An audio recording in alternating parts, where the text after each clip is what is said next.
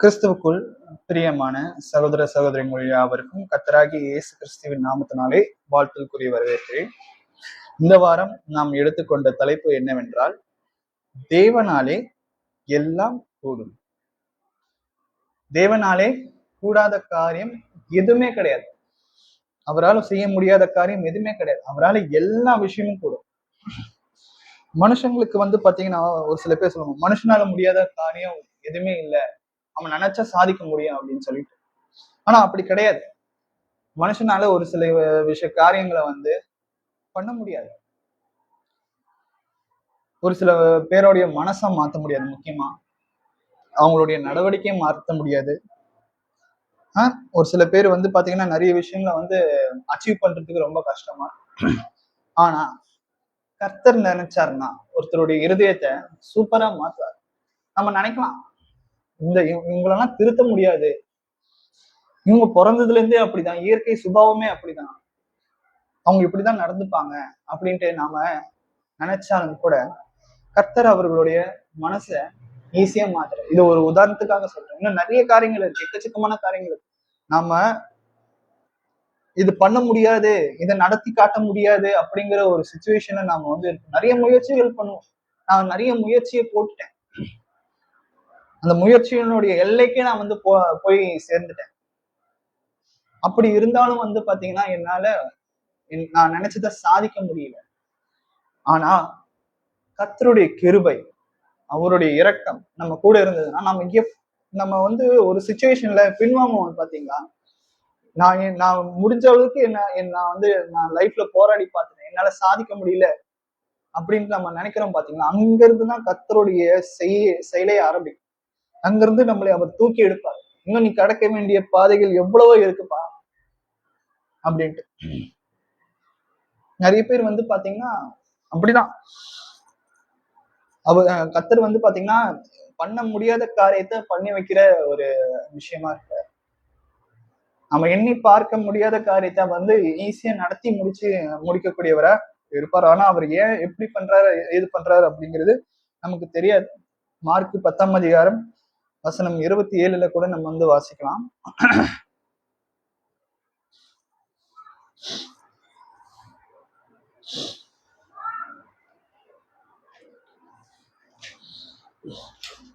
Mark 10ஆம் அதிகாரம் வசனம் 27.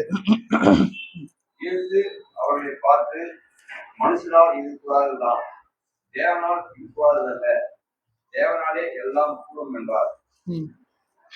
அதாவது இயேசு கிறிஸ்து அந்த ஒரு வசனத்தை நம்ம வாசிக்கிறோம். ஆனா அந்த வசனத்தை ஏன் சொல்றாரு அப்படின்னு பார்க்கும்பொழுது சீஷர்கள் கேட்பாங்க, யார் ரட்சிக்கப்படக்கூடும் அப்படின்ட்டு. அந்த கேள்விக்கு உண்டான பதில் தான் இது. மனுஷனால ரட்சிக்கப்பட முடியாதுதான். ஒரு மனுஷன் ஒரு மனுஷனை ரட்சிக்கப்பட வைக்க முடியாது, மனம் திரும்ப வைக்க முடியாது. இப்போ ஒரு சபையில ஒரு புது ஆத்மா சேர்றாங்க அப்படின்னா அவங்களாம் சேர மாட்டாங்க. அந்த ஒரு இருதயத்தை கொடுக்கறது யாரு அப்படின்னு பாத்தீங்கன்னா கர்த்தர் தான். இப்ப நம்ம கிறிஸ்துக்குள்ள கிறிஸ்டியன் சபையில நம்ம இருக்கிறோம். கர்த்தராகி இயேசு கிறிஸ்துவை ஏற்றுக்கொண்டு இருக்கிறோம். இது நம்மளே நம்ம பாத்தீங்கன்னா உணர்ந்து ஏற்றுக்கொண்டோமா? அப்படி கிடையாது. நம்மளை அழைச்சது யாரு பாத்தீங்கன்னா கர்த்தர். நமக்கு அப்படிப்பட்ட ஒரு இருதயத்தை கொடுத்தது ஒரு கர்த்தர். ஏன்னா இங்க ஒரு பணக்காரன் கேட்கிறான், இதே மார்க் 10ஆம் அதிகாரம் வசனம் 17ல இருந்து 26 வரைக்கும், நான் ரட்சிக்கப்படுறதுக்கு என்ன பண்ணணும் அப்படின்னு கேட்கிறான். பணக்காரன், ஐஸ்வர்யவான், நீ நியாயப்பிரமாண கட்டளைகள்ல எல்லாமே நல்லா கீழ்ப்படுகிறாப்பா? நான் அவனும் சொல்றான், நான் எல்லா கட்டளைக்கும் நான் கீழ்ப்படுகிறேன், அப்பா அம்மாவை மதிக்கிறேன், நான் பாத்தீங்கன்னா எல்லாத்துக்கும் நல்லது பண்றேன், அந்த மாதிரி நிறைய விஷயங்களும் சொல்றான். சரி, ஓகே, அப்பனா நீ ஒண்ணு பண்ணு, உன்கிட்ட இருக்கிற எல்லா சொத்து பத்தியும் வித்து தரித்திரருக்கு கொடுத்து என்ன நீ பின்பற்றி வா அப்படின்ற. ஆனா அவன் பாத்தீங்கன்னா ரொம்ப பெரிய செல்வந்தனா இருந்தான். எல்லாத்தையும் அவனால கொடுத்துட்டு கர்த்தராகி இயேசு கிறிஸ்து பின்னாடி வர முடியாத ஒரு மனப்பக்குவம் அவனுக்கு ஆயிடுச்சு. அதனாலதான் இயேசு கிறிஸ்து சொல்றாரு, ஊசி காதுல கூட வந்து ஒட்டகம் நுழைஞ்சாலும் நுழையும். ஐஸ்வர்யவான் வந்து நித்திய ஜீவனை பரலோக ராஜ்யத்தை சுதந்திரிக்கிறது ரொம்ப ரொம்ப கஷ்டமான ஒரு விஷயம் அப்படின்றாரு. அந்த நேரத்துலதான் இந்த சீஷர்கள் கேக்குறாங்க, அப்ப யார் தான் ரட்சிக்கப்படுவாங்க, யார் தான் ரட்சிக்கப்படக்கூடும் அப்படின்ட்டு கேக்குறாங்க. நீங்க கேக்குறது கரெக்ட் தான்ப்பா, இது வந்து மனுஷனால் கூடாதுதான். மனுஷனால யாரையுமே ரட்சிக்கப்படைக்க முடியாது. ஆனா தேவனால் எல்லாம் கூடும். ஒரு மனுஷனுடைய இருதயத்தை மாத்துறதுக்கு கர்த்தரால் கூடும். என் கணவர் என் சொல் பேச்சை கேட்கவே மாட்டேன்றார். எப்ப பார்த்தாலும் குடி குடி குடின்ட்டு இருக்கிறார். என் மனைவி என் சொல் பேச்சை கேட்கவே மாட்டேன்றான். நான் வீட்டுக்கு நன்மையான காரியங்கள் பண்றேன், ஆனா அவங்க வந்து ஒரு சண்டை பிடிச்சுக்கிறவங்களா இருக்கிறாங்க. அப்போ நான் என் மனைவி கிட்டே என் கணவன் கிட்டே நான் எவ்வளவோ சொல்லி பார்த்துட்டேன். அவங்க கேட்கிற மாதிரி தெரியும். அவங்க பண்ற தப்பே திரும்ப திரும்ப பண்ணிட்டு இருக்காங்க. நான் என்ன பண்றதுன்றது பிரேயர், ஜபந்தான். ஜபந்தான் வந்து பாத்தீங்கன்னா ஒருத்தருடைய இருதயத்தை மாற்றும். தேவனாலே கூடாத காரியம் எதுவுமே கிடையாது. தேவனாலே எல்லாம் கூடும். அப்படி இருக்கும்போது ஒருத்தருடைய இருதயத்தை மாற்றக்கூடியவரே வந்து பாத்தீங்கன்னா கர்த்தரா இருக்கிறார். என் மனைவி என் சொல் பேச்சை கேட்க மாட்டேன்றான். என் கணவர் என் சொல் பேச்சை கேட்க மாட்டேன்றான். என் பிள்ளைகள் எனக்கு கீழ்ப்படிய மாட்டேன்றான். நம்ம முயற்சி பண்ணுவோம், ஆனா எதுவுமே நடக்காது. பார்வோனுக்கு கூட வந்து பாத்தீங்கன்னா அந்த இருதயத்தை கடினப்படுத்துகிறவரே கர்த்தர் தான். இஸ்ரவேல் மக்களை அடிமைதனத்துல வச்சுக்கிட்டு அவங்க போக விடாதபடிக்கு மோசே நிறைய தடவை வந்து பாத்தீங்கன்னா கர்த்தர் மூலியமா நிறைய காரியங்களை அற்புதத்தை பண்ணுவார். அப்படி இருந்தாலும் அவனுக்கு இருதயத்தை அடைக்கிறது யார், அவனுடைய இருதயத்தை கல்லா மாத்துறது யார் அப்படின்னு பாத்தீங்கன்னா கர்த்தர் தான். அதே கர்த்தர் தான் கடைசியில அந்த 10 வாதைக்கு பிறகு தலைச்சம்பிள்ளை சங்காரத்துக்கு பிறகு அவனுடைய இருதயத்தை திறக்க பண்ணுகிறார். அப்போ நம்மளுடைய வாழ்க்கையில ஒரு சில பேர் இருப்பாங்க, கூட பிறந்தவங்களா இருந்தாலும் சரி, பிள்ளைகளா இருந்தாலும் சரி, கணவன் மனைவியா இருந்தாலும் சரி, பெற்றோர்களா இருந்தாலும் சரி, அவர்களுடைய இருதயத்தை நம்ம வந்து நிறைய தடவை ட்ரை பண்ணுவோம். பேசி பேசி ஒரு பிரயோஜனமும் இருக்காது. ஆனா நீங்க அதே வந்து ஜபத்துல வைங்க. ஏன் ஜபத்துல வைக்க சொல்றேன்? அதுக்கு இந்த வசனம் தான் உதாரணம். தேவனாலே எல்லாம் வாசிக்கலாம். எரேமியா 17ஆம் அதிகாரம் வசனம் 5. எரேமியா 17ஆம் அதிகாரம் வசனம் 5.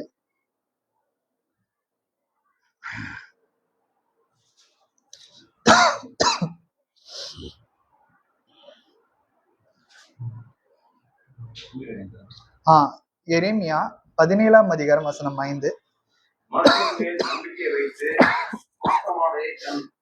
சுயபலமாக்கிக் கொண்டு கர்த்தரை விட்டு விலகிற இதயம் உள்ள மனுஷன் தவிக்கப்பட்டவன் என்று கர்த்தர் சொல்லுகிறார். அதாவது இங்க சொல்றாரு பாருங்க, மனுஷர் மேல் நம்பிக்கை வைத்து மாம்சமானதை தன் புயபலமாக்கி கொண்டு கர்த்தரை விட்டு விலகுகிற இருதயம் உள்ள மனுஷன் சபிக்கப்பட்டவன். எனக்கு ஆள்பலம் இருக்கு, நான் சொல்ற பேச்சை கேட்கறதுக்கு நிறைய பேர் இருக்காங்க. அப்ப அங்க வந்து என்ன பண்றாங்க அப்படின்னா மனுஷங்க மேல நம்பிக்கை வைக்கிறாங்க. மாம்சமானதை தன் புயபலமாக்கி கொண்டு, எனக்கு நிறைய சொத்து பத்து இருக்கு, என்னை யாராலையும் அசைக்க முடியாது, எனக்கு பவர் இருக்கு, பேர் இருக்கு, புகழ் இருக்கு, 10 தலைமுறைக்கு உட்காந்து சாப்பிடுறதுக்கு எனக்கு சொத்து பத்து இருக்கு பாருங்க. அதுதான் மாம்சமானது. மாம்சமானதே தன் புயபலமாக்கி கொண்டு, நான் நில்லுனா நிக்கிறதுக்கும் உட்காரனா உட்காரத்துக்கும் சொல்ற நிறைய அடிமைகள் என்கிட்ட இருக்காங்க.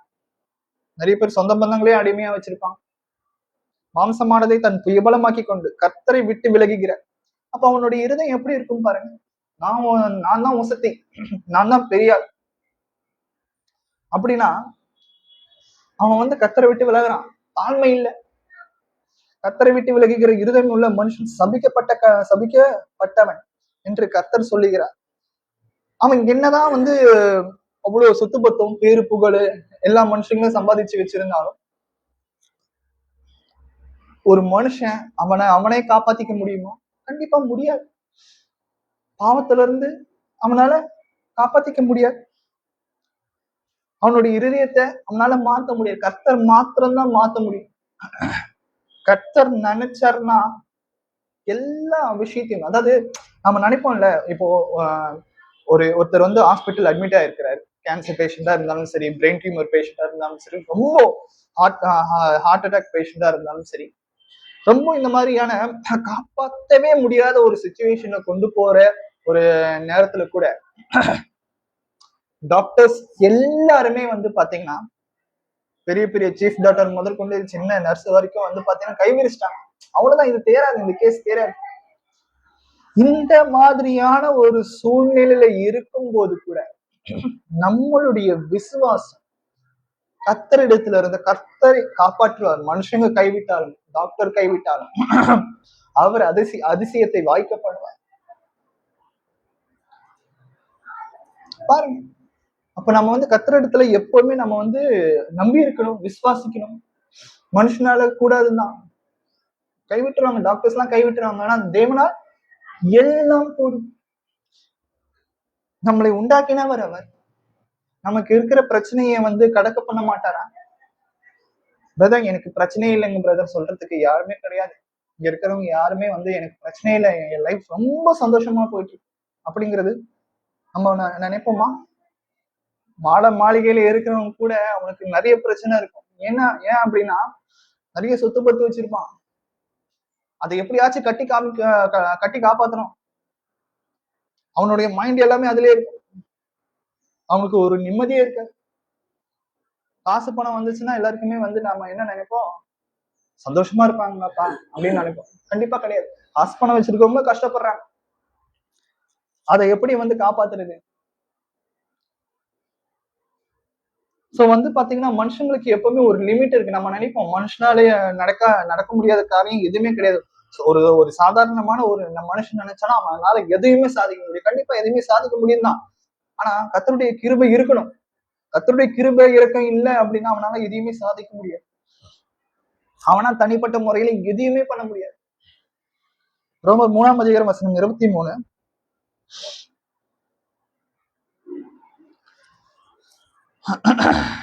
ரோமர் 3:23. எல்லாரும் பாவம் செய்து தேவ மகிமையற்றவர்களாகி. எல்லாரும் பாவம் செய்து தேவ மகிமையற்றவர்களாகி. சரி, மனுஷனால எல்லாம் முடியுமா? பாவத்துல இருந்து மீள முடியுமா? இல்ல. நான் இருக்கேன் ஒரு கர்த்தருக்கு ஒரு ஊழியம் செய்யறேன்னா இருக்கேன். நான் வந்து பாவத்துக்கு அடிமையே இல்லை அப்படின்னு நான் சொல்ல முடியுமா? முடியாது. யாரா இருந்தாலும் சொல்ல முடியாது. நம்ம எல்லாருமே பாவத்துக்கு அடிமையா தான் இருக்கு. இப்போ நானே அந்த பாவத்துல இருந்து என்ன விடுவிச்சுக்க முடியுமா? கொஞ்சம் யோசிச்சு பாருங்க. நான் ஒரு தண்ணி அடிக்கிறவனா இருக்கேன், சிகரெட் பிடிக்கிறவனா இருக்கேன், கஞ்சா அடிக்கிறவனா இருக்கேன், இன்னும் தப்பான காரியங்களை பண்ணிட்டு இருக்கேன் அப்படின்னா அந்த பாவங்கள்ல இருந்து என்னால மீள முடியுமா? அந்த ஒரு அடிக்ஷன்ல இருந்து என்னால மீள முடியுமா? முடியாது. கர்த்தர் நினைச்சா மாத்திரம் தான் முடியும். என்னுடைய கணவர் வந்து ரொம்ப குடிப்பழக்கத்துல இருக்கிறார். ரொம்ப கெட்ட வார்த்தைகள் பேசுறாரு. அதான் எல்லாரும் பாவம் செய்து தேவ மகிமையற்றவர்களாகி என்ன ரொம்ப சந்தேகப்படுறாரு. அப்படி இருக்கும் பொழுது நம்ம என்ன பண்ண முடியும்? நம்ம சாத்தானோட போராட முடியுமா? இல்ல. கர்த்தரிடத்துல ஜெபம் பண்ணும் பொழுது கர்த்தர் அவர்களுடைய இருதயத்தை மாற்றுறார். அவங்க கடைசி வரைக்கும் அப்படி இருந்துட முடியாது. ஒரு காலம் வரும். அந்த காலம் வர வரைக்கும் நம்ம வந்து வெயிட் பண்ண வேண்டியது அவசியமாக இருக்கு. அதுவும் இல்லாம நம்மளால வந்து எல்லா விஷயத்தையும் மாத்த முடியாது. ட்ரை பண்ணலாம். ஆனா கர்த்தருக்கு மனசு வச்சா மாத்திரம் தான் நம்ம நினைக்கிறத வந்து சாதிக்க முடியும். 1 கொரிந்தியர் 1:20. 1 கொரிந்தியர் 1:20. ஞானி எங்கே? வேதபாரகன் எங்கே? பிரபஞ்ச தர்க்க சாஸ்திரி எங்கே? இவ்வுலகத்தின் ஞானத்தை தேவன் வைத்தியமாக்கவில்லையா? பாருங்க, ஞானி எங்கே? வேதபாரகன் எங்கே? இப்பிரபஞ்சத்து தர்க்க சாஸ்திரி எங்கே? இவ்வுலகத்தின் ஞானத்தை தேவன் பைத்தியமாக்கவில்லையா? அதாவது பூமிக்குரிய ரீதியான ஒரு சில பிரச்சனைகளை மனுஷன் தன்னுடைய அறிவினாலையும் ஞானத்தினாலையும் சரி செஞ்சுக்க முடியும். ஓகே, கர்த்தர் அப்படி அவருக்கு அவங்களுக்கு அப்படிப்பட்ட ஒரு ஞானத்தை கொடுக்குறாரு. ஆனா ஆவிக்குரிய ரீதியில எக்கச்சக்க பிரச்சனை இருக்கு. நித்திய ஜீவனை அடைய முடியாததுக்கு நிறைய பிரச்சனைகள் இருக்கு. தேவனுடைய வார்த்தைய உள்ள வாங்க முடியாத நிறைய பிரச்சனைகள் இருக்கு. அப்படி இருக்கும் பொழுது அந்த மாதிரியான ஒரு விஷயத்த யார் நிறைவேற்ற முடியும்?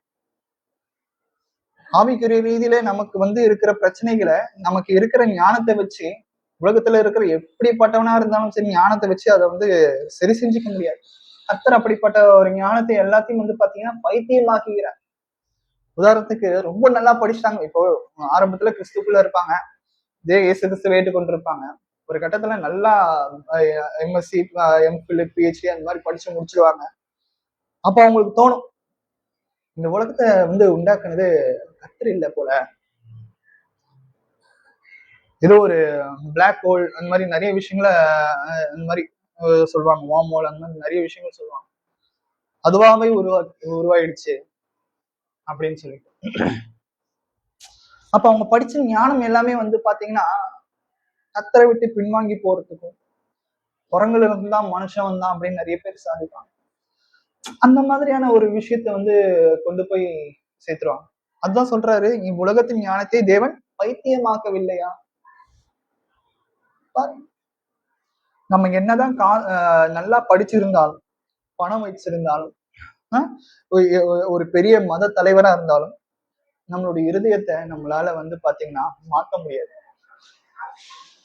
கர்த்தர் மாத்திரம்தான் பாத்தீங்கன்னா ஒருத்தருடைய இருதயத்தை கண்டிப்பா மாத்த முடியும். அவனை நல்ல ஒரு ஆவிக்குரிய ரீதியில வளர வைக்க முடியும். நான் கிறிஸ்துக்குள்ள இருக்கிறேன், நான் நல்லது பண்ணிட்டு இருக்கேன் அப்படின்னா முழுக்க முழுக்க அது நாமளா எடுத்த முயற்சி கிடையாது. கர்த்தருடைய கிருபை, அவருடைய இரக்கம். லூக்கா 19ஆம் அதிகாரம் வசனம் 10. லூக்கா 19ஆம் அதிகாரம் வசனம் 10.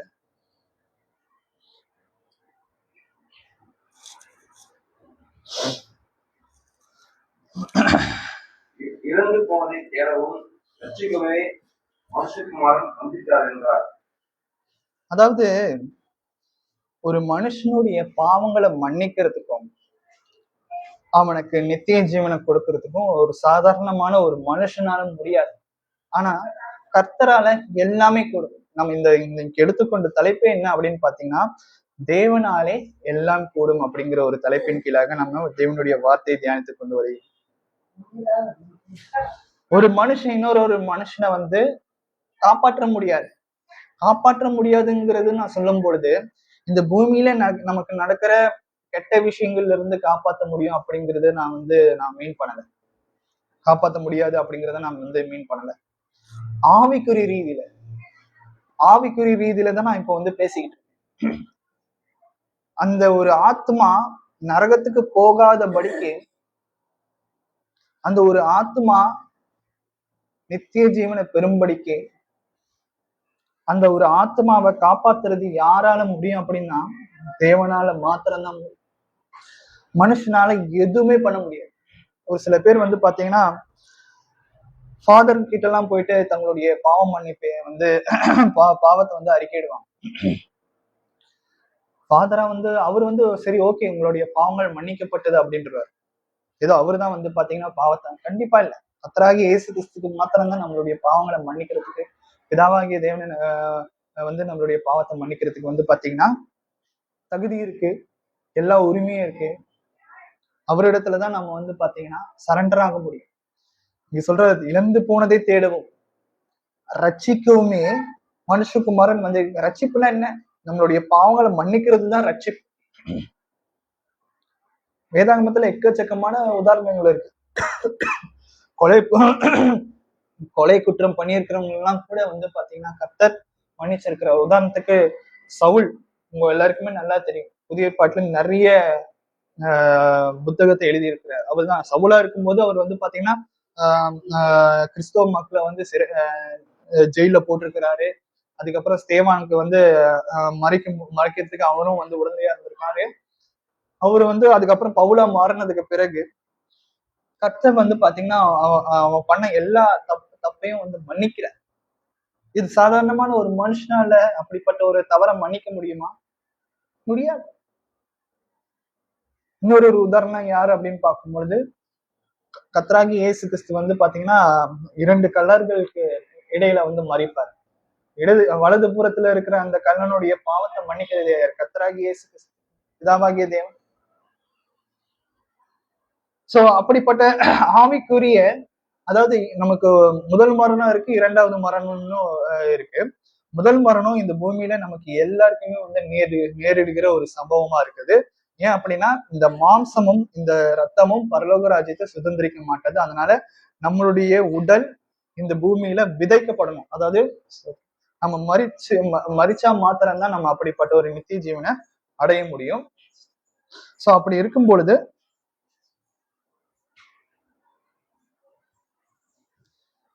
முதல் மரணம் நமக்கு எல்லாருக்குமே இருக்கு. ஆனா அந்த இரண்டாவது மரணம்னு ஒண்ணு இருக்கு. அதுதான் நித்தியமான ஒரு மரணம். அந்த மரணத்துல நம்ம வந்து பிரவேசிக்காதபடிக்கு நம்மளை காப்பாற்றுகிறவர் யாரு அப்படின்னு பாத்தீங்கன்னா, கர்த்தராகி இயேசு கிறிஸ்து மூலியமா நமக்கு ரட்சிப்பு இருக்கிறதா இங்க சொல்றாரு. இழந்து போனதை தேடவும் ரட்சிக்கவுமே. ரட்சிப்புனா என்ன அப்படின்னு பாத்தீங்கன்னா, நம்மளுடைய பாவங்கள்ல இருந்து மீட்டு நம்மளை மன்னிச்சு அவர் இருக்கிற இடத்துல நம்மளை கொண்டு போய் சேர்க்கிறது தான் ரட்சிப்பு. இது சாதாரணமான ஒரு மனுஷனால முடியுமா? முடியாது. அதனாலதான் சொல்றோம், தேவனால எல்லாம் கூடும். நம்மளுடைய பாவங்களை மன்னிக்கிறதுக்கு அவராலே கூடும். அதை விட்டுட்டு நம்ம ஃபாதர் இடத்துல எல்லாம் போயிட்டு, ஆசி சபையில ஃபாதர் இடத்துல எல்லாம் போட்டு நம்ம மன்னிப்பு கேட்டுட்டு இருப்பாங்க. அவர்களுக்கு எல்லாம் வந்து பாத்தீங்கன்னா நம்மளுடைய பாவங்களை மன்னிக்கிறதுக்கு தகுதி கிடையாது. அதாவது 2 பேர் சண்டை போட்டுட்டு இருப்பாங்க, 2 பேர் மன்னிச்சுக்கலாம், அது ஓகே. ஆனா இந்த மாதிரியான பாவங்கள்ல இருந்து, ஆவிக்குரிய ரீதியான நம்ம செய்யற பாவங்கள்ல இருந்து யார் மன்னிப்பா அப்படின்னு பாத்தீங்கன்னா கர்த்தர் தான். எசேக்கியேல் 36 அதிகாரம் வசனம் 26. எசேக்கியேல் 36 அதிகாரம் வசனம் 26.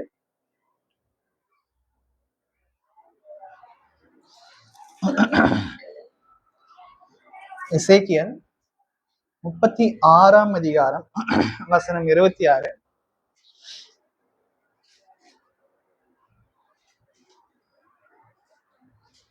உங்களுக்கு நவமான இருதயத்தை கொடுத்து உங்கள் உள்ளத்திலே புதிதான ஆவியை கட்டளையிட்டு கல்லான இருதயத்தை உங்கள் மாம்சத்திலிருந்து எடுத்து போட்டு சதையான இருதயத்தை உங்களுக்கு கொடுப்பேன். பாருங்க, ஒரு மனுஷனுடைய இருதயத்தை மாத்துறது யாருடைய வேலை அப்படின்னு பாத்தீங்கன்னா, யாருனால முடியும் அப்படின்னு பாத்தீங்கன்னா தேவனால முடியும். என் கணவர் சர்ச்சைக்கு வரமாட்டேன்ற, என் பிள்ளைங்க நான் சொல் பேச்சு கேட்கவே மாட்டேன்ற. அப்படி இருக்கும் பொழுது அவர்களுடைய இருதயத்தை யாரு மாத்துவாங்க? அதான் சொல்றாரு பாருங்க, உங்களுக்கு நவமான இருதயத்தை கொடுத்து நீங்க எதிர்பார்க்கிற இருதயத்தை மத்தவங்க இடத்துல விதைக்க பண்ணவர், அதே போல நமக்கும் அப்படிப்பட்ட ஒரு இருதயத்தை, நல்ல ஒரு இருதயத்தை கொடுக்கக்கூடியவரா இருக்கு. அதான் நவமான இருதயத்தை கொடுத்து உங்கள் உள்ளத்திலே புதிதான ஆவியை கட்டளையிட்டு கல்லான இருதயத்தை உங்கள் மாம்சத்திலிருந்து எடுத்து போட்டு சதையான இருதயத்தை உங்களுக்கு கொடுப்பேன். நம்ம ஒரு பாவத்துல இருக்கோம், அந்த பாவத்துல இருந்து என்னால மீண்டே வர முடியலைங்க பிரதர், நான் என்ன பண்றதுங்க? நான் அந்த பாவத்தை பண்ணக்கூடாதுன்னு தான் இருக்கேன், ஆனா சந்தர்ப்பமும் சூழ்நிலையும் என்ன வந்து அந்த பாவத்தை பண்ண வைக்க டெம்ட் ஆயிடுறேன். டெம்ட், இங்கிலீஷ்ல ஒரு வார்த்தை சொல்லுவாங்க, டெம்ட் ஆயிடுறேன் அப்படின்ட்டு. அடிக்ஷன், அதுலயே நான் வந்து மூழ்கி போயிடுறேங்க பிரதர், நான் என்ன பண்றது? என்னுடைய ஆத்மாவை யார் தான் காப்பாத்துவாங்க அப்படின்னு பார்க்கும்போது தேவன் மாத்திரம் தான் காப்பாற்ற முடியும், கர்த்தர் மாத்திரம் தான் காப்பாற்ற முடியும். நம்ம அப்படிப்பட்ட ஒரு தப்பை செய்யாதபடிக்கு கர்த்தர் நமக்கு நல்ல ஒரு இருதயத்தை கொடுக்கறது யாரு அப்படின்னு பாத்தீங்கன்னா தேவன் தான், கர்த்தர் தான். நம்ம உதாரணத்துக்கு வந்து பாத்தீங்கன்னா, நம்ம வந்து ஒரு டயட்ல இருக்கிறோம்னு வச்சுக்கோங்களேன். டயட்ல இருக்கிறன்னு முடிவு பண்ணினதுக்கு பிறகு நிறைய பேர் அப்பதான் வந்து பாத்தீங்கன்னா நம்மளை டெம்ப்ட் பண்ணுவாங்க, நம்மளை சோதிப்பாங்க. இந்த ஒரு ஸ்வீட்டை சாப்பிடு, ஒரு வாயில என்ன இருக்க போகுது, இந்த ஒரு வடையை சாப்பிடு, என்ன பதார்த்தமா இருந்தாலும் பரவாயில்ல, ஏதோ ஒரு விசேஷ நாள் தானே சாப்பிடு அப்படின்ட்டு நம்மளை வந்து டெம்ப்ட் பண்ணுவாங்க.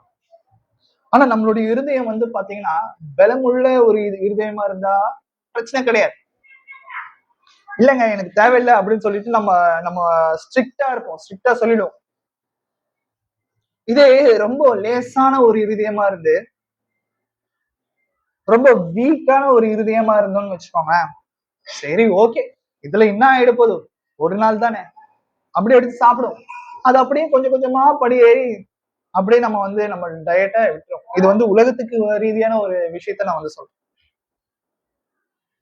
ஆவிக்குரிய ரீதியிலே வந்து பாத்தீங்கன்னா, ஒரு சில பேர் ரொம்ப நாளா பேசாம இருப்பாங்க. கணவன் மனைவிக்குள்ள இருந்தாலும் சரி, பிள்ளைகள் பெற்றோர்கள் எடுத்து பேசாம இருந்தாலும் சரி, அப்பா அம்மா கிட்ட கோச்சுக்கிட்டு ரொம்ப நாளா பேசாம இருப்பாங்க, வீட்டு விட்டு போயிடுவாங்க, பதிலுக்கு கூட பேச மாட்டாங்க. அவங்க எதிர்பார்த்துட்டு இருப்பாங்க, நம்ம மகன் நம்ம கிட்ட பேசுவானா, அவனுடைய இருதயம் மாறுமா, என்னுடைய கணவர் என்னை திரும்பி பார்ப்பாரா, அவருடைய இருதயம் மாறுமா, என்னுடைய மனைவி என்னிடத்துல வருவாங்களா திரும்பி, அவளுடைய இருதயம் மாறுமா. பாருங்க, கர்த்தர் தான் வந்து பாத்தீங்கன்னா ஒருத்தருடைய இருதயத்தை மாற பண்ணுகிறார். கர்த்தர் இடத்துல கேளுங்க தயவு செஞ்சு. ஏன்னா தேவனால் கூடாத காரியம் எதுவுமே கிடையாது. அவர் வந்து சொல்றது, உங்களுக்கு நவமான இருதயத்தை கொடுத்து உங்கள் உள்ளத்திலே புதிதான ஆவியை கட்டளையிட்டு கல்லான இருதயத்தை உங்கள் மாம்சத்துல இருந்து எடுத்து போட்டு சதையான இருதயத்தை உங்களுக்கு கொடுப்பேன். பாருங்க, ஒரு ஆத்மா கிறிஸ்துக்குள்ள வருது, கர்த்தரை ஏற்றுக்கொள்றதும் பாத்தீங்கன்னா அவருடைய கிருபை தான். அவர் மனசு வச்சா மாத்திரம் தான் முடியும். இப்ப நம்ம அவர் மனசு வச்சிருக்கிறதுனால தான் நம்ம இப்ப கர்த்தராக இயேசு கிறிஸ்துவை ஏற்றுக்கொண்டிருக்கிறோம். நம்ம வந்து விசுவாசிக்க நம்ம இங்க சபைக்கு வந்திருக்கிறோம். அப்போ அவர் நம்ம மேல ஒரு இரக்கத்தை வைத்திருக்கிறார், ஒரு கிருபையை கொடுத்திருக்கிறார். நாம எப்படிப்பட்ட ஒரு பாக்கியசாலிகளா இருப்போம் பாருங்க. இந்த உலகத்துல நிறைய பேரு செல்வந்தர்களா இருக்கிறாங்க, பணக்காரங்களா இருக்காங்க, ரொம்ப ஞானவான்களா இருக்கிறாங்க, அதிபுத்திசாலிகளா இருக்கிறாங்க. அதெல்லாம் காட்டிலும் அது இருந்தாலும் அவங்க இடத்துல கர்த்தர் இல்லையே. ஆனா நம்ம இடத்துல இருக்கிறார், நம்ம கூடவே இருக்கிறார். அப்ப நம்ம எப்படிப்பட்ட ஒரு பாக்கியவான்களா இருப்போம். கர்த்தர் நம்மளுடைய இருதயத்தை மாற்றி இருக்கிறார். அப்பனா நம்ம எப்படிப்பட்ட ஒரு பாக்கியவான்களா இருப்போம் அப்படிங்கிறது நம்ம யோசிச்சு பார்ப்போம். ஆதியாகமம் 18ஆம் அதிகாரம் வசனம் 14. ஆதியாகமம் 18ஆம் அதிகாரம் வசனம் 14.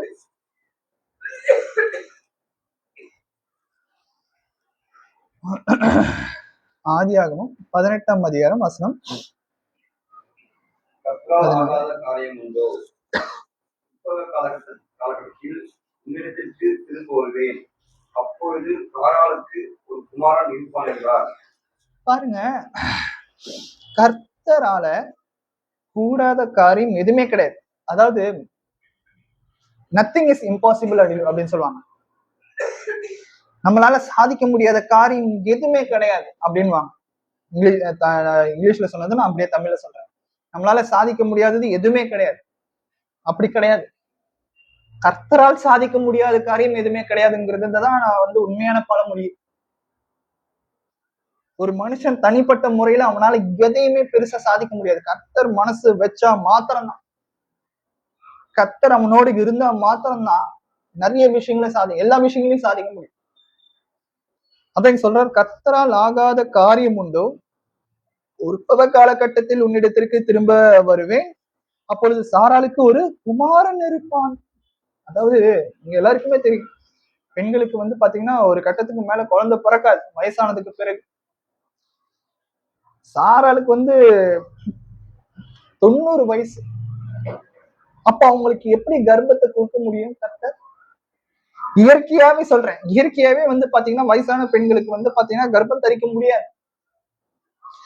அந்த இயற்கைக்கு மாறாத ஒரு விஷயத்த நடக்க பண்றாரு பாத்தீங்களா. அப்ப அவருடைய வல்லமை, அவருடைய செயல் எப்படிப்பட்டதா இருக்கு. நம்மளுடைய வாழ்க்கையில கூட நமக்கு நிறைய கஷ்டங்கள் வரும். இந்த கஷ்டத்தை வந்து கண்டிப்பா யாருனாலையும் தீர்த்து வைக்க முடியாதுங்கிற ஒரு சூழ்நிலை கூட நமக்கு தோணும். நமக்கே அப்படிப்பட்ட ஒரு விசுவாசத்தை வந்து நம்ம இழந்திருக்கோம். அவ்வளவுதான், இவர் வந்து உயிர் பொழைக்க மாட்டார், அவ்வளவுதான், என்னுடைய வாழ்க்கையில நான் வந்து முன்னேற முடியாது, அவ்வளவுதான்,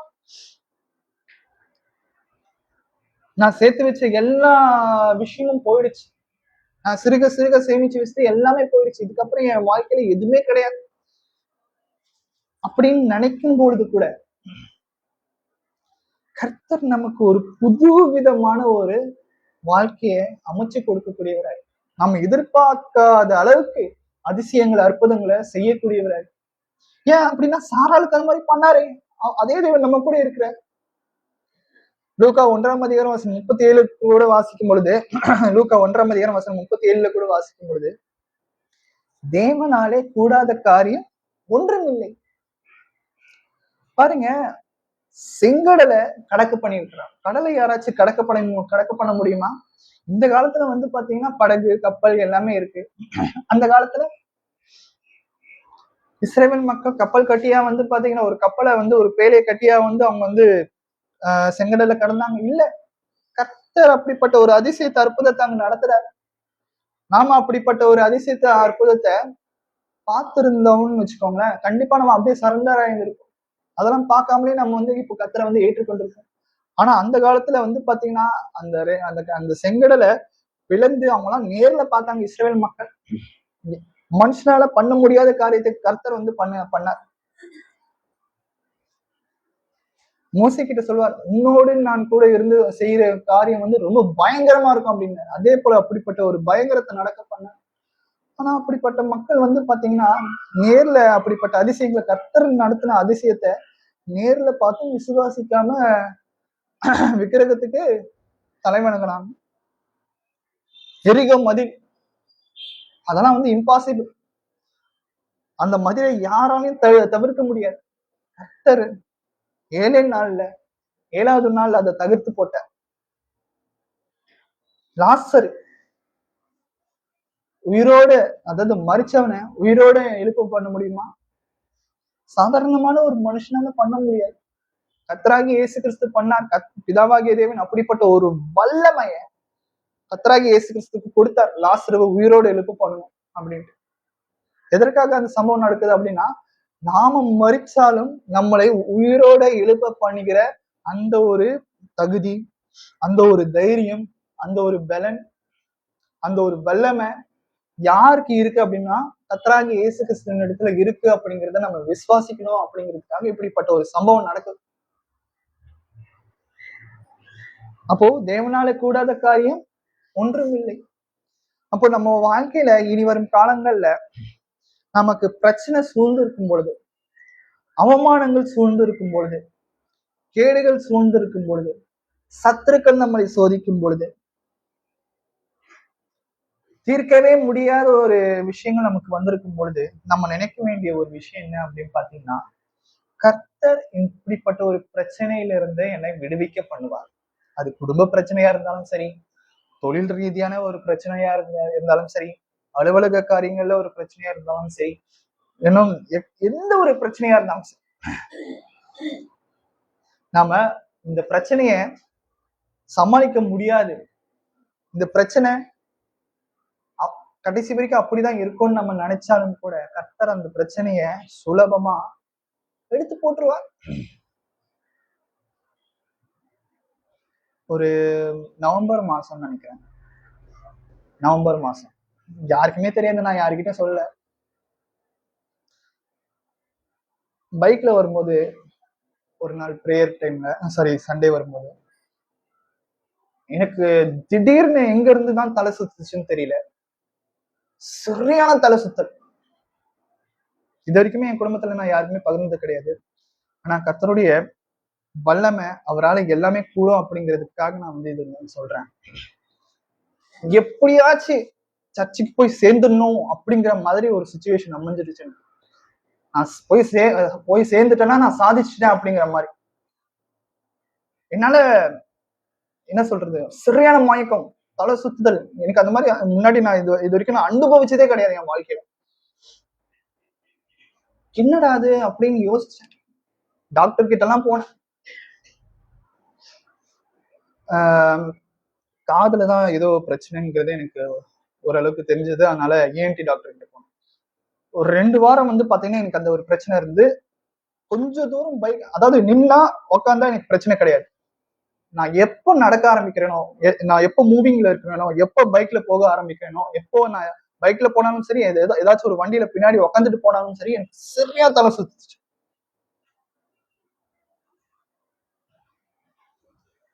அந்த வழியோட நான் வந்து பாத்தீங்கன்னா வேலைக்கும் போனேன், சர்ச்சுக்கும் இந்த மாதிரி போயிட்டு வந்துட்டு இருந்தேன்.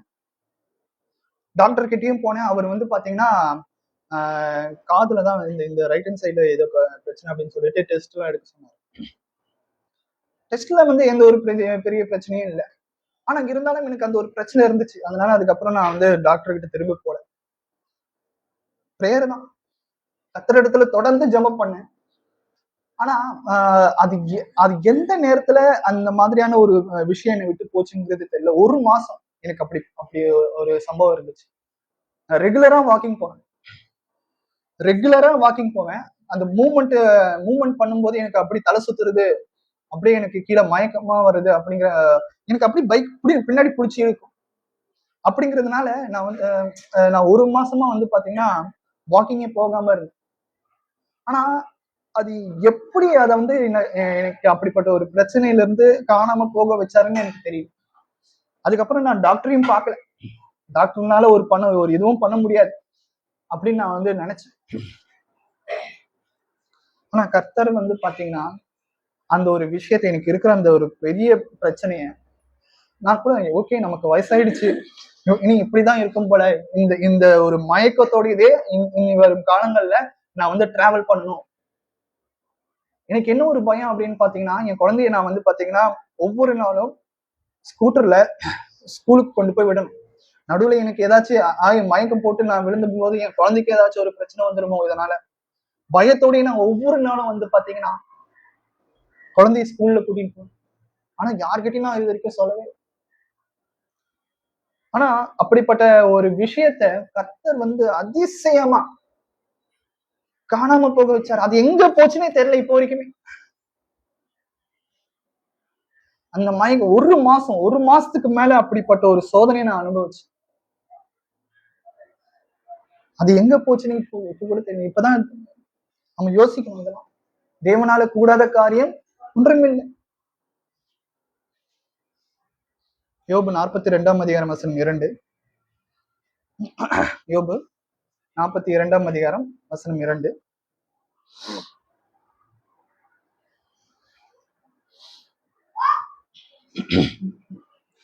தேவரீர் சகலத்தையும் செய்ய வல்லவர், நீர் செய்ய நினைத்தது தடைப்படாது என்பதை அறிந்திருக்கிறேன். அதாவது மனுஷங்களுக்கு ஒரு சில விஷயங்களை ஒரு குறிப்பிட்ட தூரம் வரைக்கும் தான் பண்ண முடியும் அவனால. எல்லாத்துக்கும் ஒரு சாதாரணமான ஒரு மனுஷனுக்கு ஒரு லிமிடேஷன், அதாவது ஒரு ஒரு எல்லை இருக்கு. அந்த எல்லையை தாண்டி அவனால எந்த ஒரு நிறைய விஷயங்களை பண்ண முடியாது. கர்த்தருக்கு அப்படிப்பட்ட ஒரு எல்லை இருக்கா? கண்டிப்பா இல்ல. அவருக்கு ஒரு லிமிட்டும் கிடையாது. அவர் நினைச்சா எல்லா விஷயத்தையும் நமக்கு வந்து கொடுக்க முடியும். நான் கூட நினைப்பேன், நமக்கு இது வரைக்கும் சொந்த வீடே கிடையாது, ஏன் கர்த்தரை வந்து எனக்கு சொந்த வீடு கொடுக்கல அப்படின்ட்டு நான் இது வரைக்கும் நினைச்சதே கிடையாது. ஆனா அவர் கொடுப்பார். அவர் நினைச்சாருன்னா ஒரே செகண்ட் அப்படிப்பட்ட ஒரு விஷயத்தை எனக்கு கொடுக்க முடியும்.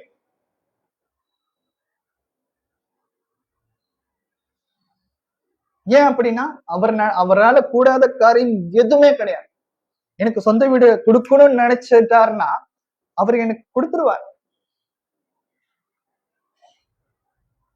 அவருக்கு என்ன ஆசீர்வதிக்கணும்னு முடிவு பண்ணிட்டாருன்னா, எந்த ஒரு மனுஷனா இருந்தாலும் சரி, சத்துருவா இருந்தாலும் சரி, சாத்தானா இருந்தாலும் சரி, யாருமே வந்து பாத்தீங்கன்னா அதை தடை பண்ண முடியாது. அதான் இங்க சொல்ற பாருங்க, தேவரே சகலத்தையும் செய்ய வல்லவர், நீர் செய்ய நினைத்தது தடைப்படாது என்பதை அறிந்திருக்கிறேன். இமய மலையை கொண்டு வந்து நமக்கு முன்னாடி வச்சாலும் அதெல்லாம் தகர்த்துக்கிட்டு கர்த்தர் நமக்கு வந்து பாத்தீங்கன்னா நமக்கு கொடுக்க வேண்டிய ஆசீர்வாதத்தை நமக்கு கொடுப்பார். எத்தனை பேர் நம்ம இதை விசுவாசிக்க? கர்த்தரால கூடாத காரியம் ஒன்றுமே கிடையாது. மலை போல இருந்த கடன்கள்லாம் எல்லாமே நமக்கு ஒரு கட்டத்துல வந்து பாத்தீங்கன்னா ஈஸியா வந்து எல்லா கடனுமே இல்லாதபடி பண்ணுவார். நாம அதுக்கு பிறகு கொஞ்சம் கொஞ்சமா நம்ம பணம் சேர்த்து வைப்போம். ஒரு காலம் வரும், தேவனால முடியாத காரியம் ஒன்றும் இல்லை அப்படிங்கறத நினைக்கிறதுக்கு ஒரு காலம் வரும். இப்பவே நம்ம அதை நினைக்கணும். நீதிமொழிகள் 3ஆம் அதிகாரம் வசனம் 5, 6.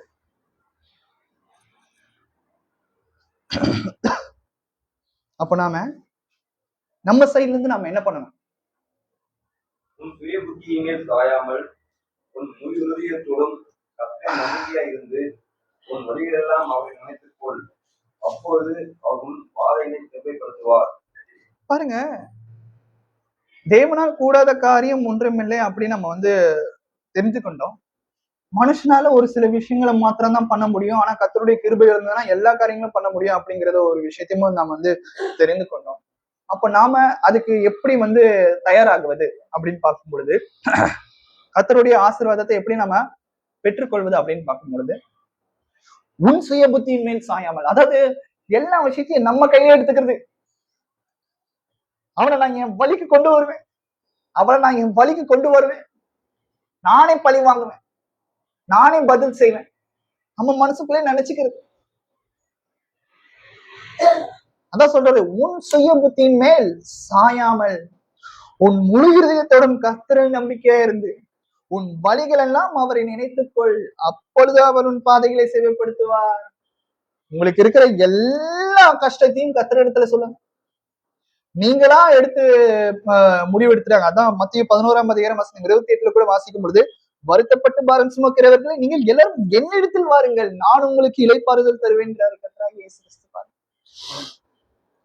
நீங்களா ஏதாச்சும் ஒரு விஷயத்த செஞ்சு நீங்க முடிவெடுத்தீங்க அப்படின்னா அது கண்டிப்பா தப்பாதான் முடியும். ஏன் அப்படின்னா நம்மளுடைய சுய புத்தியின் மேல சாஞ்சிட்டோமே. என்னுடைய மனசு, என்னுடைய இதயம் எது ஆசைப்படுதோ அதை நான் வந்து அடையணும் அப்படிங்கிறத ஒரு இச்சையில நான் போயிட்டேன். கர்த்தர் இடத்துல நான் ஒப்பு வைக்கலையே என்னுடைய இருதயத்தை. அப்போ நம்மளுடைய முழு இருதயத்தோடு நம்ம வந்து என்ன பண்ணணும் அப்படின்னு பாத்தீங்கன்னா, கர்த்தரின் இடத்துல நம்பிக்கையா இருக்கும். எபிரேயர் 11:1 வாசிக்கும் பொழுது, விசுவாசம் நமக்கு கண்டிப்பா தேவை. ஒரு கடுகளவு விசுவாசம் இருந்துச்சுன்னா போதும். என்ன விசுவாசம் இருக்கணும்? கர்த்தரால எல்லாம் முடியும். கர்த்தரால என்னால முடியாத விஷயத்த கூட அவர் வந்து பண்ணி காட்டுவார்.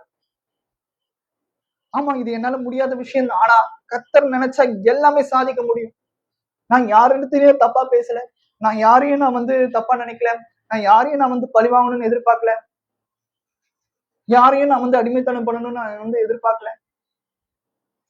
ஆனா நான் யாரையும் ஏமாத்தணும், யார் இடத்துல நான் போய் சொல்லணும்னு நான் வந்து நினைக்கல. நான் நன்மையான காரியத்துக்காக நான் வந்து முயற்சி பண்றேன். அதுல எனக்கு தோல்வி வருதா, கண்டிப்பா கர்த்தர் இந்த காரியத்தை எனக்காக வாய்க்க பண்ணுவார். நான் திரும்ப முயற்சி பண்ணிக்கிட்டே இருப்பேன். நான் யாரையும் ஏமாத்தல. தேவனால் எல்லாம் கூடும். எனக்கு வருகிற தோல்விகள் நிரந்தரம் கிடையாது.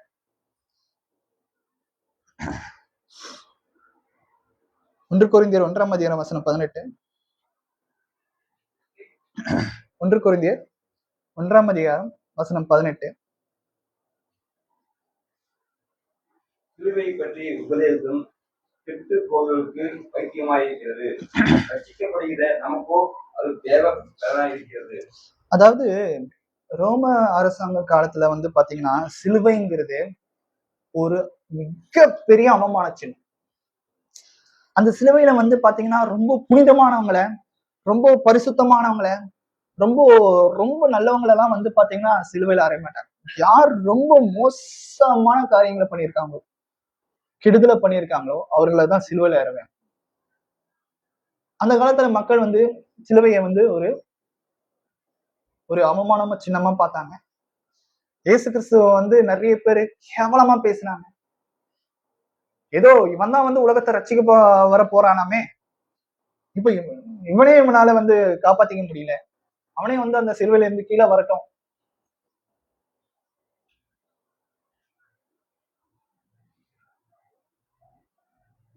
நம்மளுடைய வாழ்க்கையில கூட நாம உயரத்துல இருந்து கீழே இறங்கும் பொழுது, தோல்வி அடையும் பொழுது, ஒரு சில ஒரு சில பேர் வந்து பாத்தீங்கன்னா, இவன் எப்படா கீழே விழுவான், எப்படா இவனை வந்து பேசலாம், எப்படா இவனை குத்தி காமிக்கலாம் அப்படின்னு நிறைய பேர் இருப்பாங்க. இயேசு கிறிஸ்துக்கும் அப்படிதான் நடந்து. அவரை வந்து நம்ம வந்து சிலுவையில அரைஞ்சிட்டோம், நாம நினைச்சதை சாதிச்சிட்டோம்ட்டு பரிசேயர் சதுசேயர்கள்லாம் நினைச்சிட்டு இருந்தாங்க. அவ்வளவுதான். நமக்கு எதிரா ஒருத்தவன் கிளம்பி இருக்கான், அவனை நான் மடங்கு அடிச்சுட்டு அவனை முன்னேறணும் அப்படின்னு நினைச்சிட்டு இருப்பான். ஆனா பிதாவாகிய தேவன் என்ன பண்ணார் பாத்தீங்களா? கர்த்தராகிய இயேசு கிறிஸ்துவ உயிரோட எழும்ப பண்ணினார். அந்த மரணத்தை கர்த்தராகிய இயேசு கிறிஸ்து ஜெயித்தார், சாத்தானை ஜெயித்தார், அவனுடைய தலையை நசுக்கினார். அப்படிப்பட்ட ஒரு வல்லமை படைச்சவர் கர்த்தராகிய இயேசு கிறிஸ்துவை தாண்டி நமக்கு வேறு பெரிய ஒரு சாட்சியோ உதாரணமோ நமக்கு தேவையே கிடையாது. சிலுவை பற்றிய உபதேசம் கெட்டு போகிறவர்களுக்கு பைத்தியமா இருக்கிறது, ரட்சிக்கப்படுகிறவர்களுக்கோ நமக்கோ அது தேவ பலனா இருக்கிறது. அப்போ மரணத்தை அவர் ஒரு நித்தியமான ஒரு ஜீவனா மாற்றி கொடுக்கக்கூடியவரா இருக்கு. நமக்கு எல்லாருமே மரணம் நேரிடும் தான். கர்த்தராகிய இயேசு கிறிஸ்துவை ஏற்றுக்கொண்டவர்களுக்கு இரண்டாவது மரணம் கிடையவே கிடையாது. அவருடைய கட்டளைக்கு கற்பனைகளுக்கு கீழ்ப்படியவங்களுக்கு இரண்டாவது மரணமே கிடையாது.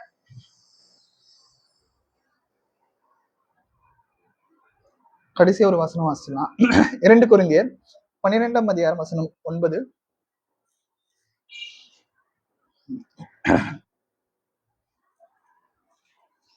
அதற்கு அவர், என் கிருபை உனக்கு போதும், பலவீனத்திலே என் பலம் பூரணமாக விளங்கும் என்றார். ஆகையால் கிறிஸ்துவின் வல்லமை என் மேல் தங்கும்படி என் பலவீனத்திற்கு நான் மிகவும் சந்தோஷமாய் மேன்மை பாராட்டுவேன். நான் ஏற்கனவே சொன்ன ஒரு விஷயம்தான். மனுஷனால ஒரு சில விஷயங்களை நம்ம முயற்சி பண்ணுவோம், அது நமக்கு கிடைக்காது. ஒரு ஒரு வானத்தோட எல்லைக்கு போவோம், ஒரு கடலோட எல்லைக்கு போவோம், ஒரு என்ன சொல்றது, ஒரு டெசர்ட் இருக்கு அப்படின்னா, டெசர்ட்டுக்கு தமிழ்ல என்ன சொல்லுவாங்கன்னு எனக்கு தெரியல, ஒரு பாலைவனம் இருக்கு, அந்த பாலைவனத்தோட எல்லைக்கு கூட நம்ம போயிடுவோம் நம்மளுடைய பிரச்சனைகளை தீர்வு பண்றது. என்னடா ஒரு பிரச்சனையை தீர்வு பண்ண முடியும்னு சொல்லிட்டு ரிட்டர்ன் வரும்போது கூட கர்த்தருடைய செயல் நம்ம எங்க விட்டோமோ அங்கிருந்து கர்த்தர் ஆரம்பிப்பார். நம்ம எங்க விட்டோமோ கர்த்தர் அங்கிருந்து இன்னும் எக்கச்சக்க தூரத்தை கடக்க பண்ணும். எலியாவுடைய வாழ்க்கையிலும் அப்படித்தானே வந்துச்சு. எலியா ஒரு கட்டத்துல தேவனே என்னால முடியவே இல்லை, என்ன கொலை பண்றதுக்கு வகை தேடிட்டு இருக்கான், என்ன ரொம்ப சோதிக்க, அவர் மென்டல் டார்ச்சர் கொடுத்துட்டு இருக்கான். கர்த்தர் சொன்னார், இதுக்கு இவ்வளவு கஷ்டப்படுறியே, கவலைப்படாத, அவனுக்கு நல்லா சாப்பாடு கொடுத்து நீ போக வேண்டிய பாதை இன்னொரு ரொம்ப தூரம் இருக்கு அப்படின்ட்டு அவனை வழி நடத்துகிறார். பாருங்க, தேவனால் முடியாத காரியம் எதுவுமே கிடையாது. என் கிருபை உனக்கு போதும், பலவீனத்திலே என் பலன் பூரணமா விளங்கும் என்றார். ஒரு சில விஷயங்கள் நமக்கு பிரச்சனை இருக்குதுன்னு வச்சுக்கோங்க, உடம்புல நமக்கு சில பிரச்சனைகள் இருக்கு, அதை எடுத்து போட முடியாத ஒரு சூழ்நிலை இருந்தாலும் கூட, நானும் ரொம்ப வருஷமா ப்ரேயர் பண்ணிட்டு இருக்கேன், எனக்கு நல்ல ஒரு சுகத்தை கொடுக்க மாட்டேன்றாரு, பரிபூர்ண சுகத்தை கொடுக்க மாட்டேன்றாரு. அப்ப கவலைப்படாதீங்க. அந்த அந்த ஒரு பிரச்சனை நமக்குள்ள இருக்கிறதுனாலதான் நம்ம அனுதினமும் தேவனை நோக்கி ஜெபிக்கணும் அப்படிங்கிற ஒரு நினைப்பை நம்ம நினைக்க வேண்டியது அவசியமாக இருக்கு. என் கிருபை உனக்கு போதும், பலவீனத்திலே உன் பலன் என் பலம் பூரணமாய் விளங்கும் அப்படின்றார். அப்ப அந்த பலவீனத்தை குறித்து நம்ம ரொம்ப சந்தோஷப்படணும். நமக்கு இருக்கிற எல்லா பிரச்சனையும் கர்த்தர் எடுத்து போடணும் நம்ம கேட்கிறோம், அது எடுத்து போடணுங்கிற அவசியம் கிடையாது. எடுத்து போட்டா நல்லது, கர்த்தருக்கு ஸ்தோத்திரம். எடுத்து போடலனாலும் கர்த்தருக்கு ஸ்தோத்திரம். ஏன்னா அவருடைய வல்லமை என் கூட எப்பவுமே இருந்துட்டு இருக்கேன். எனக்கு அந்த வலியை தாங்கும்படி கர்த்தர் ஒவ்வொரு நாளும் என்னை ஆசீர்வதிச்சுட்டு இருக்கிறாரே. நான் அந்த ஒரு மயக்கத்துல இருந்தேன்னு சொன்னா பாத்தீங்கன்னா, அந்த 1 மாசம் 1.5 மாசம் அந்த பலவீனத்தோடயே ஸ்கூலுக்கு என் குழந்தை கூட்டிட்டு போயிட்டு வருவேன், சர்ச்சுக்கு போயிட்டு வருவேன், ஆபீஸ்க்கு போயிட்டு வருவேன், நிறைய விஷயங்கள் பண்ணிட்டு இருந்தேன். இப்ப எனக்கு அந்த பிரச்சனையை விட்டு போனது கூட அவருடைய சித்தம். தேவனால் எல்லாம் கூட நான் என்ன நினைச்சேன்னா, சரி ஓகே, நமக்கு கடைசி வரைக்கும் இப்படிதான் இருக்கும் போல, இது எனக்கு பழகிடும் போல அப்படின்னு நினைச்சு. அதை எப்படி, அது எந்த நேரத்துல எந்த சிச்சுவேஷன்ல என்னைக்கு அது எடுத்து போட்டாருன்னு எனக்கே தெரியல.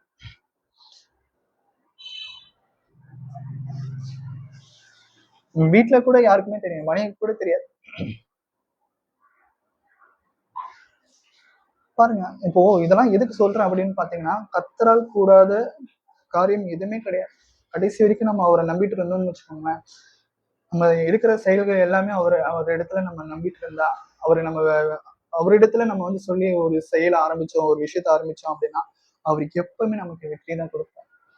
பொறுமையை கேட்டு உங்கள் அனைவருக்கும் நன்றி. கர்த்தர் தாமே உங்களை ஆசீர்வதிப்பாராக.